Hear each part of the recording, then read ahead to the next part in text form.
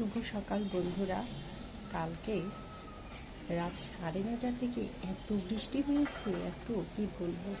9:30 থেকে একদম 11টা পর্যন্ত টানা বৃষ্টি হয়েছে, আর একটা শীতল হাওয়াও হয়েছে। তো বাগানের যেসব গাছ নিয়ে আমি একটু টেনশনে ছিলাম, সেসব গাছ কিন্তু ফ্রেশ হয়ে গেছে, তাজা হয়ে গেছে।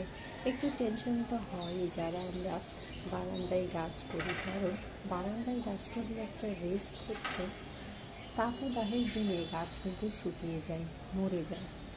আমার এবার তাপদাহে একটা গাছ মারা গেল, খুব খারাপও লাগছে। একটা মিনি টগরের গাছ ছিল। তো কালকে বৃষ্টিটাতে মানুষের জন্য যেরকম আরাম হয়েছে, গাছেদের জন্য সেরকম আরাম হয়েছে। আর সকালেই আসতে দেখি যে দুটো হলুদ রঙের পর্তুলাকা ফুটে আছে, খুব ভালো লাগছে দেখে। আর আজকে ইচ্ছে আছে আমার কিছু অপরাজিতার বীজ বুনে দেব। এখন তো ভালো বৃষ্টি হবে কয়েকদিন, তো অপরাজিতার বীজ বুনে দেব।